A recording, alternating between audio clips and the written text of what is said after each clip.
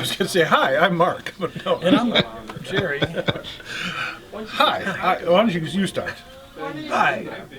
Wait. 4 minutes. Okay. Hi. I'm Mark. And I'm Jerry.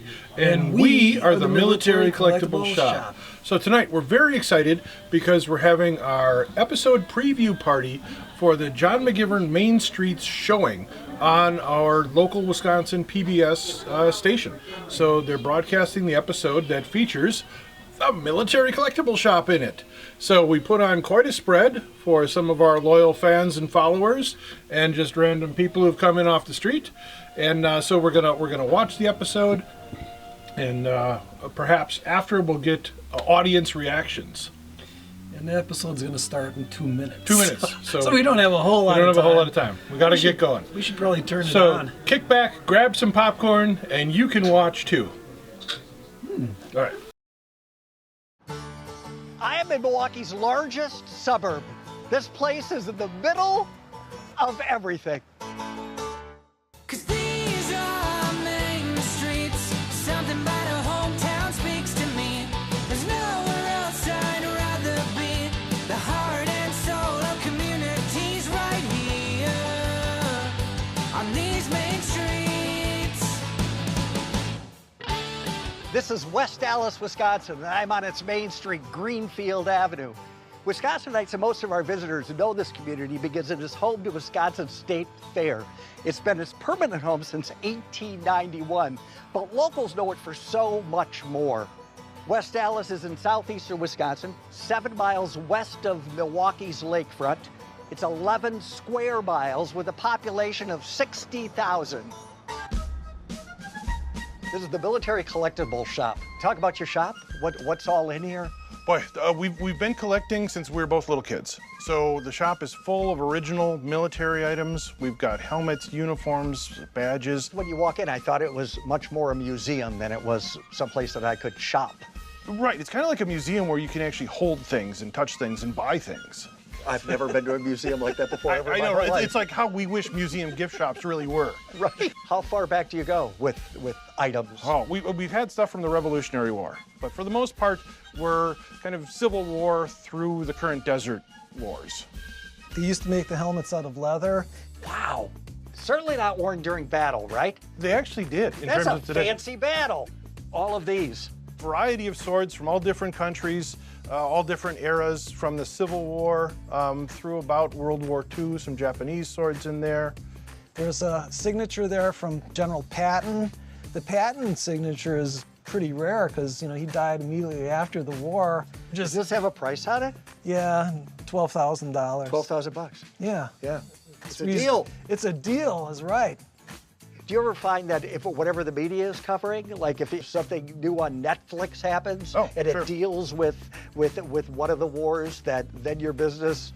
You know, it's funny because we'll see spikes like that as certain movies came out. When Top Gun came out. Oh, I bet. People wanted the flight jackets and those kind of things. Did you have them? Yeah, we did. We can get you one right now, too.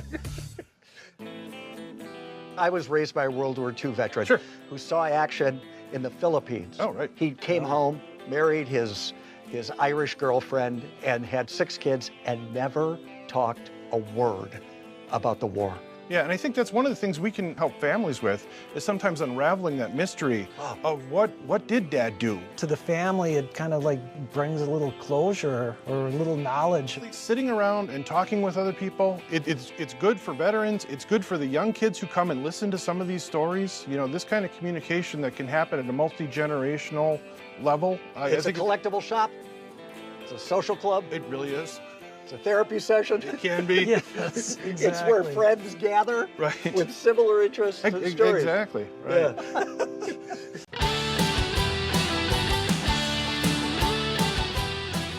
Yeah. This one's kind of interesting too, because this is actually an artillery helmet, but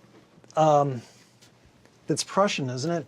Yeah, this is Prussian from the 1860s, so this would have been a much earlier helmet, and it's got a little taller form, a little steeper visors, missing a few pieces, but again, pretty typical for things of this. The metalwork is amazing. Age. Yeah, it's really impressive, and there's so many. And this is again why people tend to collect these kind of things. And this is a cannonball on the top because this is off of an artillery officer's helmet. It fits. Yeah, that does. It looks good. You look like you could be Colonel somebody. Sanders. These were vocational knives that were made for soldiers in World War II here in Wisconsin. So they were made by, they started out as being made by the vocational school in Fond du Lac, but I've also got some examples of some that were made in Fort Atkinson, and in doing research about them, I found information about ones that were made in Janesville, and I think I have one from Eau Claire as well. And this is one of those examples why I wish there were more people to talk about, because there's no information about these. I actually wrote an article about them, but in doing research about it, I couldn't find the information I was looking for. And the people who had made them, unfortunately, had all passed by this time. So I was able to contact the son of the guy who designed these, who is 72 now, and he knew about it, but he didn't have any information. Right. But and so I thought, okay, I'll find out the people who made the scabbards in Fond du Lac. It was a company called Becker Leather Goods, and I thought, okay, I'll get a hold of them, see what they know. The grandson didn't even know that their grandfather did this, so he was excited to learn about this as They well. didn't talk much back They then. didn't talk at all, right? Right. It was just a thing. Like what can't be sold? No, that's an interesting point, because there's a lot of confusion about this, because like we'll buy and sell Purple Hearts, and a lot of people think that that's illegal, Yeah. and it's not. What is illegal is the buying and selling of the Medal of Honor. So Okay. that's the one that's actually illegal. Purple Hearts can be bought and sold. Now, we do it reverently with respect. We're not just buying and selling to people who want to wear for a Halloween costume. As a matter of fact, we've told people, no, get out of our store, who are looking to dress up, for Halloween or something like that. But otherwise, we don't buy modern guns. And in some cases, we've had to call the bomb squad, because every once in a while, there's actually a live explosive that's still out there. So that somebody finds in their attic that Dad brought home after the war because he thought it'd be a good idea. Do they walk in with it? Sometimes, yeah. Are you like, Yes. hold on? Right. Thanks for that. We gotta call a friend. Exactly. Right. Like, oh, hey, we're here again. But no, it doesn't happen much, but it does happen, because these are the tools of war, so Right. you have to be careful. And How does somebody end up with that in their attic? maybe Dad brought it home because he thought it'd be a good idea to fish with grenades. Yes, that's what happens. Because he didn't tell the family that he brought this home. And honestly, the bomb squad would much rather, Be careful. well, they'd be notified of Right. anything found like that. So they're more lenient if somebody calls, I found this grenade in the attic and that. The bomb squad will, they won't try and press this in criminal my mom's charges against purse. you. But, because they don't want, people throwing those things in the garbage. Right, right, It's right. like, oh. Yeah, no, exactly. It's a safety thing. So we have to be concerned about safety things. So they come in and they say, no, there's nothing live in here, and Right. then you rack them up and sell them? Yeah. Yeah, if they're safe and it As hurts, collectibles. yes. And what war are they usually from? Mostly World War II, or a little more modern. But you have to watch out, because Civil War cannonballs a lot of times are still live, and they just look like big shot puts. So they could actually still be fused and full of powder. Oh, I gotta check mine.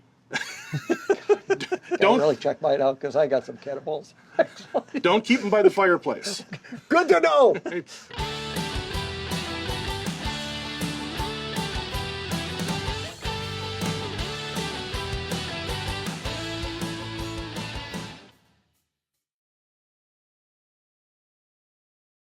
Hey, Skipper. Where's Ginger?